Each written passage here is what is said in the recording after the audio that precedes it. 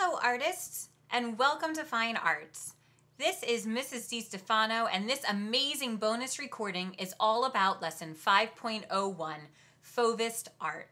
I encourage you all to open your K-12 courses to Lesson 5.01 and either follow along with today's lesson or pause the recording and refer to your course whenever necessary so that you're most successful in today's learning. So let's take a look at this awesome unit, our final unit, Unit 5, Art of Modern Times. This is a crazy, changing, world-shattering, earth-shaking kind of time in art. It's the 20th century, and it brings about major changes to the world and to the world of art on a scale that would have been completely unimaginable to earlier generations. Painters, sculptors, architects, they all are taking their respective disciplines in new, uncharted directions and completely ignoring and rewriting the rules of traditional artistic conventions. They're taking everything that the artists have done before them and they are throwing it out the window with both hands. These groundbreaking styles and innovative artistic movements sprang up seemingly overnight, only to fall out of favor within a few years and to be replaced by even more novel and new revolutionary trends. Just take a look at some of the many varied artworks that we're going to be looking at in Unit 5. Everything from brightly colored paintings to drippy dream ideas, black and white crazy collages, sculptures that don't look like anything, to orange flags in Central Park in New York City. And all of this is happening in the 20th century. I'm so excited that you guys are on this journey with us. Let's take a look at our first group. On this page, you're looking at Henri Matisse's interior with a phonograph. And this is a great example of some of the artwork in today's lesson, the 5.01 Fauvism art lesson. We're going to begin with a 5.01 Fauvism art overview. I'm going to give everyone an extension opportunity, a chance for you to explore the paintings of Henri Matisse and to earn some bonus points. We'll also do a 5.01 quiz review by making sure you have all the key information you need to be successful on the quiz. And we'll also finish up with a little section, What Do I Do Next?, making sure that we go over this week's mastery assignment and reviewing your learning targets. Now let's take a look at those learning targets. First off, don't forget about that big idea. Works of modern art can reflect the beliefs of their time and place. And that's one of the things that we have been looking at since the beginning of this course. Every time that we look at a different group of artists or a different group of art styles, we are learning about that time period. We're learning about that culture. We're learning about those people. We're just learning about it through the pictures, my favorite parts of the book. Hopefully, as you're doing all of this, you keep in mind our course goal that all students will display an increased understanding of the elements of art, art history, and art criticism by achieving or exceeding that course average of 80%. Now let's start with our first learning target. By the end of today's recording, I want you to know that Matisse used bold color and patterning to create a flattened space with little sense of depth. Basically, what we're saying is Matisse is going to use bright colors, but he's not going to use perspective. He's not going to worry about what's far away and what's up close. He's not using atmospheric perspective or linear perspective or any of those tools that were developed during the Greek and Roman times and perfected all the way through the Renaissance. He's throwing that out the window. He's saying that's not something I'm interested in. I'm interested in color and patterns. Matisse and the Fauve artists also use bold colors and simple shapes to create decorative patterned effects, similar to what we just talked about. Fauve artists are going to choose color for their expressive effect, not for their realistic qualities. And hopefully by looking at Henri Matisse's The Green Line, the painting to the right, you can see that unless Matisse's wife, who is the subject of this picture, had a green paint streak down the center of her face, we're going to assume this is not realistic color. These colors were chosen for their expressive effect, not their realistic quality. I hope that by the end of today's lesson, you can recognize at least two of Henri Matisse's work. And if you go to a museum sometime, I hope you can pick out his stuff when you see it and say, hey, that looks like a Matisse. I also want you to know at least one way that those Fauve artists rebelled against established painting rules. So let's jump into today's lesson. Fauvist art. Here we go, 5.01. Early in the 20th century, a group of European artists abandoned the attempt to represent subjects realistically and instead focused their energy on pure, riotous color. This movement was known as Fauvism, and it was characterized by an intense, garish color palette that had no relationship to the actual subject matter or to real life. Color becomes more important than subject matter in expressing the artist's intent and emotions. Just like we said on the previous slide, color is the most important thing. They're using color to express emotions, and they're using color to say their feelings about a subject matter. They're not using color to make anything look realistic. Take a look at these examples of Fauvist art that are appearing on your screen. What do you notice that's similar about them? What's different?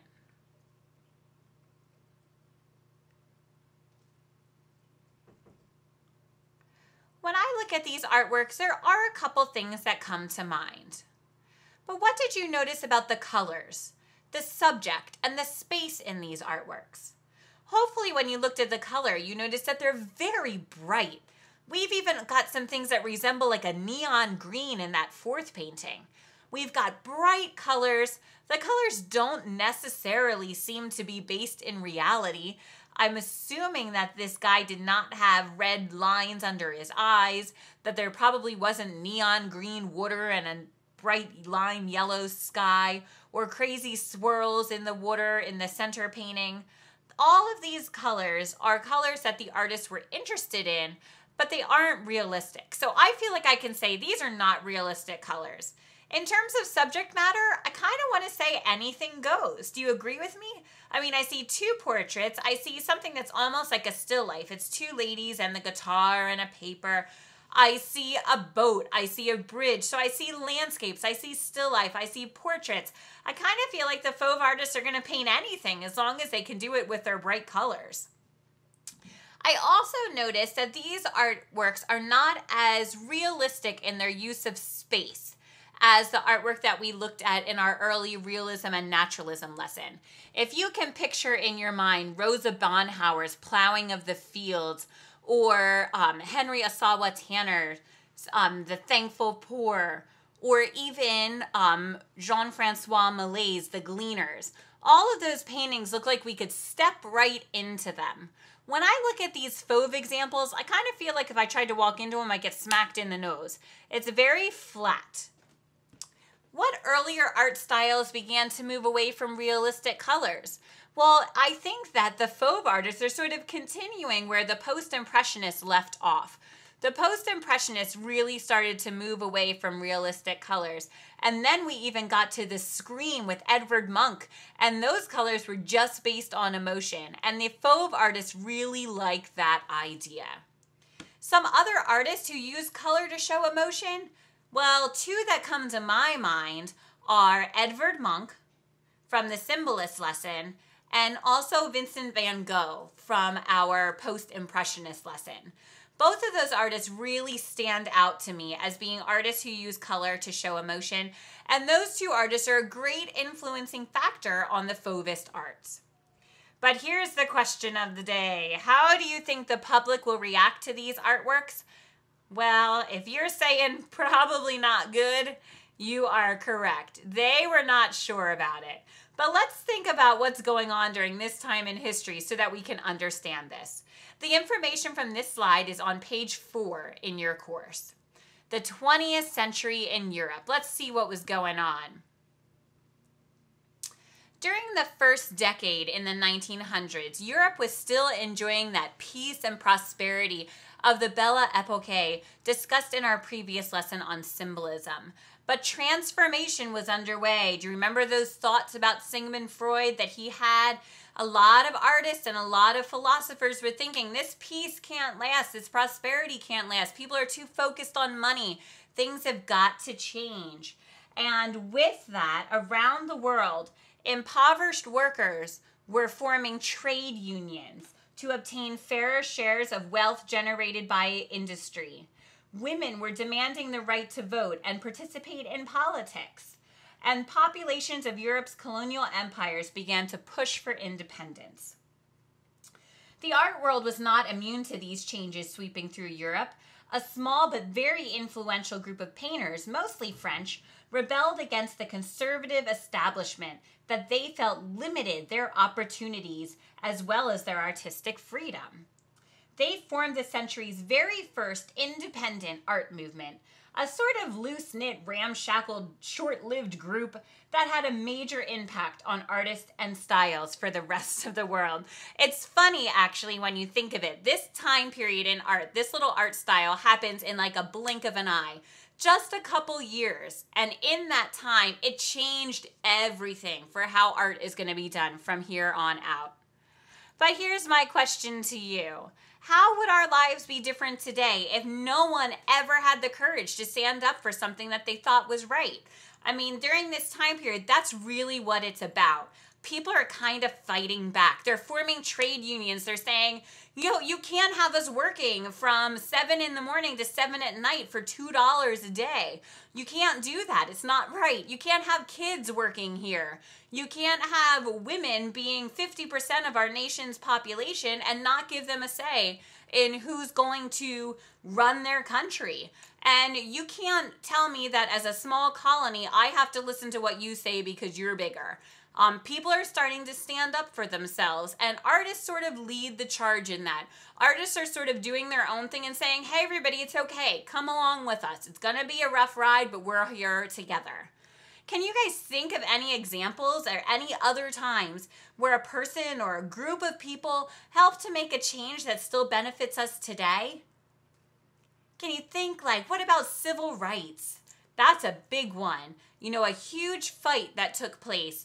Even more currently, we have the Occupy movement, and that's a fight that's still underway, but we'll have to wait a couple years and see how that changes the future of our lives.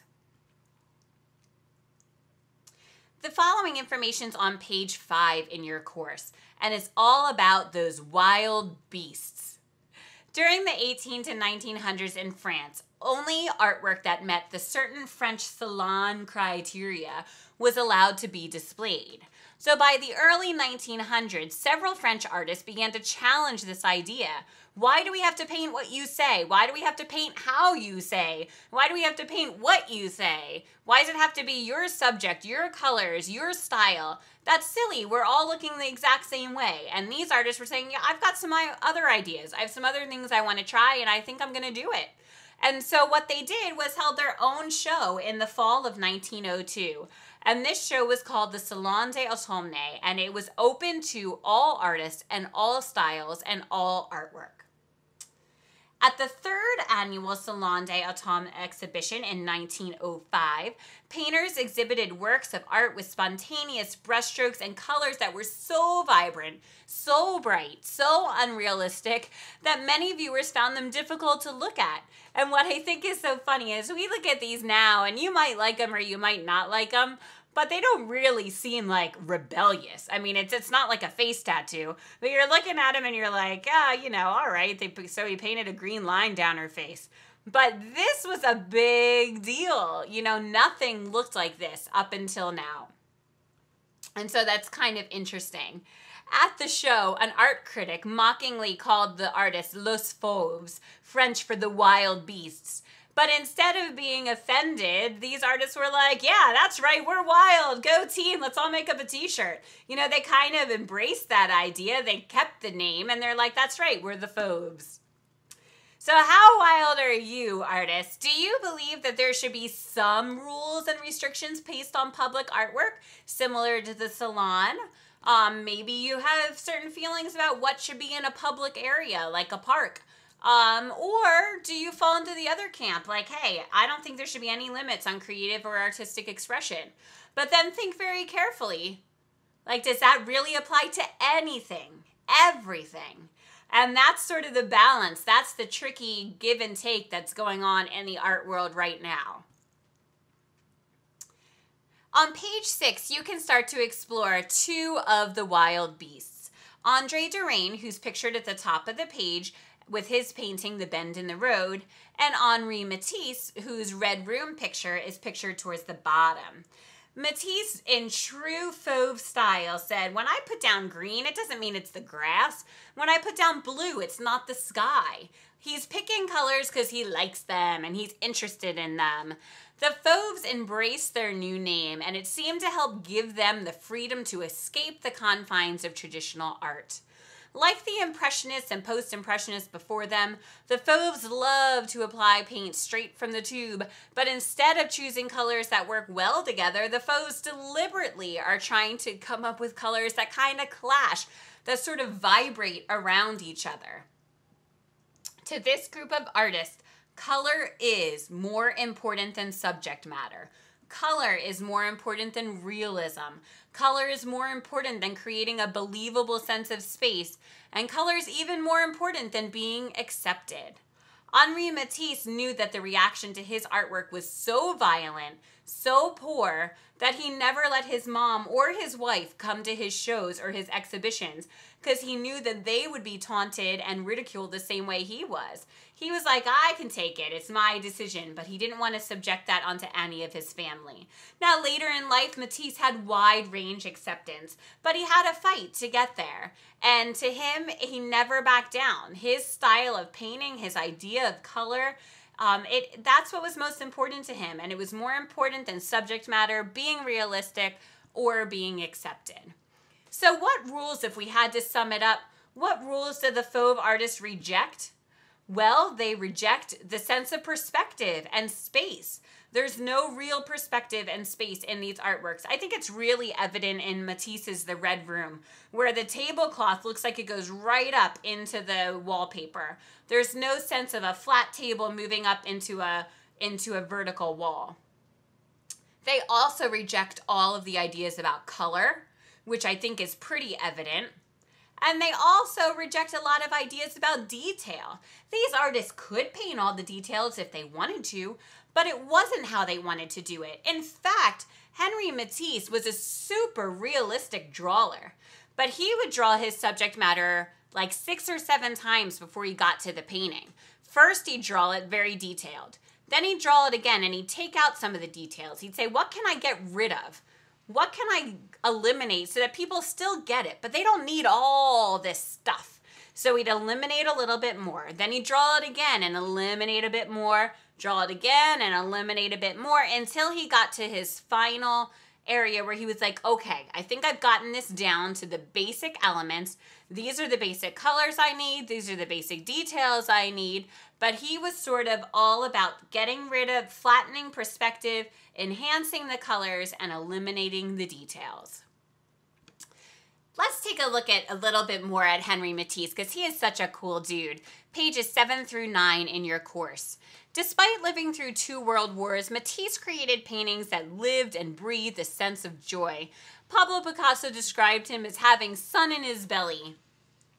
Henri Matisse quit his job as a legal clerk to pursue an artistic career, and when he did, he was taught to think in color.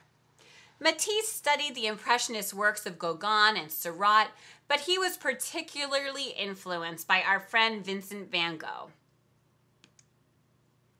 Matisse believed that artists should use color to express an emotional response to subjects rather than copying nature, and that's very important for your quiz today. As an artist, Matisse tried to eliminate all details that were unnecessary, just capturing the essence of the subject. Matisse combined electric colors with simplified shapes, creating a flattened and patterned effect. And you can see, there's Matisse at the top, and there's one of his earlier paintings in the center. But when you see the painting on the right with the sort of guitar shape and the collage cut paper, that was a work that Matisse did later in his life after he had bad cataracts and he couldn't see well enough to paint.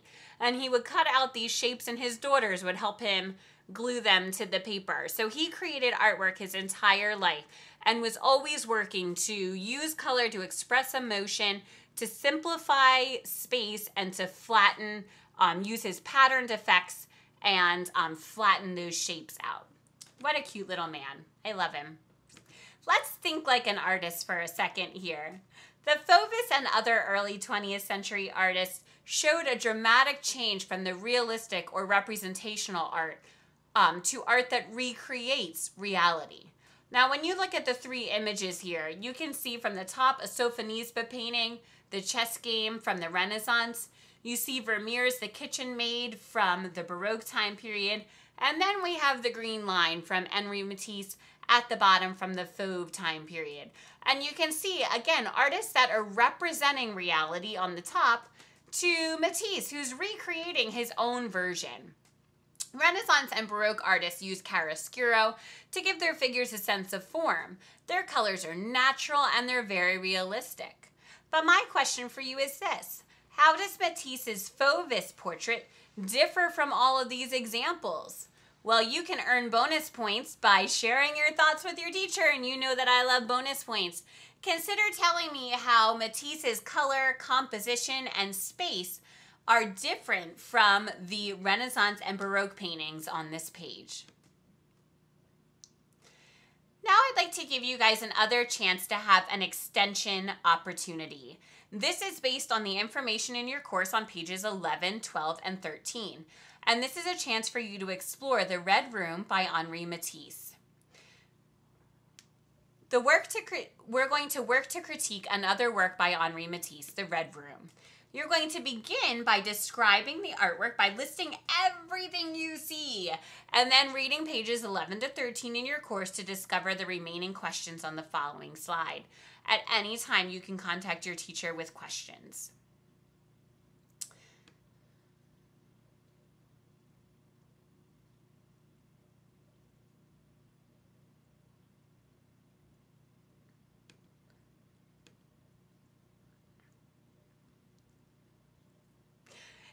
You're going to begin by describing the painting, The Red Room.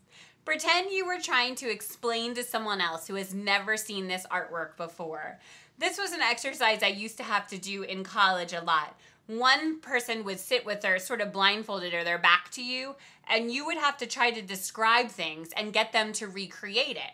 And so it really got you to talk about every single detail. This painting is predominantly red. There's a green square in the left corner. It appears to be a window. What do you see out the window? What do you see inside? What objects are there? What patterns are there? What colors do you see?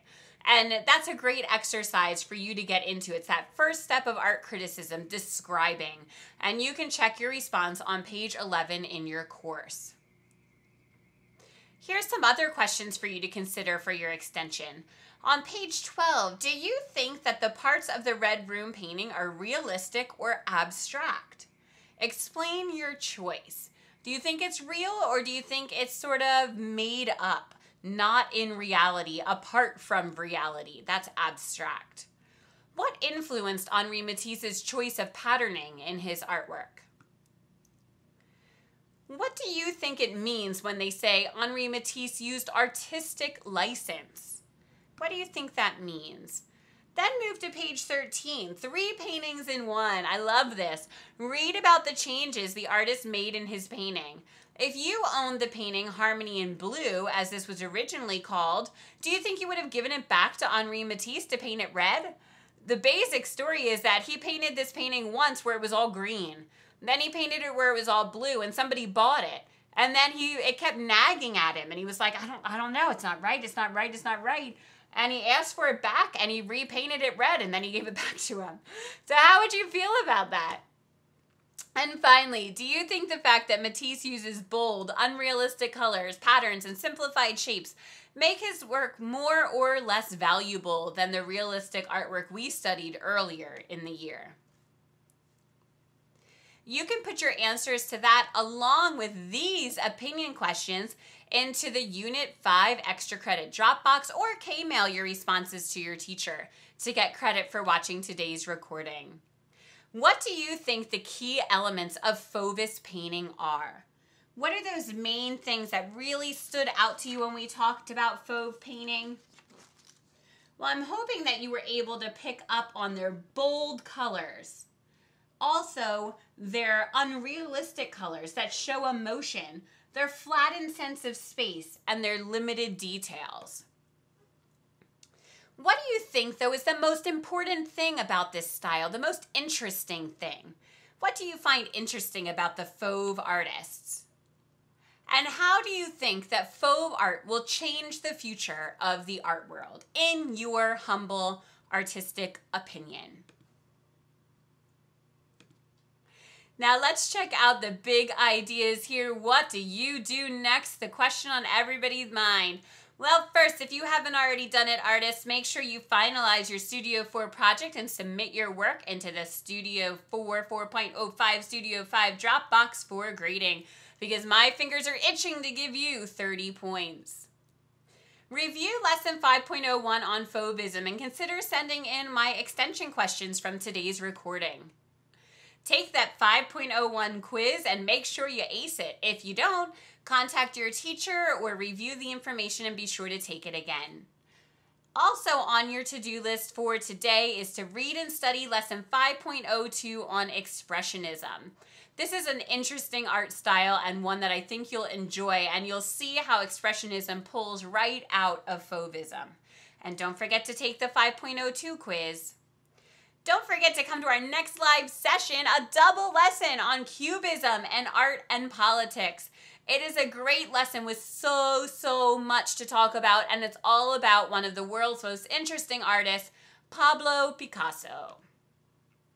And don't forget to keep working on those final reflections and ask for help if you need it. Your teachers are here to help you. We want to help you. We want you to do amazingly. So keep working. You guys can do amazing things. So let's review now our learning targets for today. Do you know now that Matisse used bold color and patterning to create a flattened space with little sense of depth? Of course you do. What about that Matisse and the Fauve artists used bold colors and simple shapes to create a decorative patterned effect? True. Fauve artists choose colors for their expressive effect, not realism. We totally know that, unless you know someone who's walking around with the green line down the center of their face, and I hope you're not.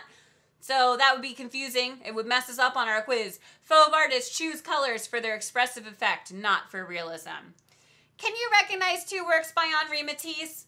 The green line, the red room, some other cool ones in this presentation as well.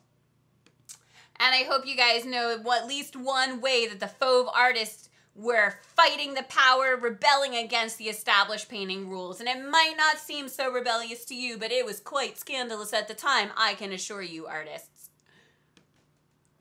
One more thing before I send you on your merry way. Final reflection question from today's lesson. Let's take a look. In what way did the Fauve artists break new grounds? Let's take a look at your possible answers. A, they use intense expressive colors that are not based in reality.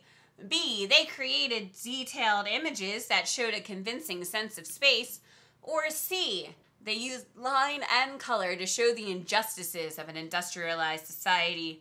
Well, I like you artists a lot, and I'm going to help you out on this one. But the first thing that I want to eliminate is B. We said over and over again that they were not creating detailed images. They eliminated detail and they flattened their sense of space. So I feel 100% awesome about eliminating B.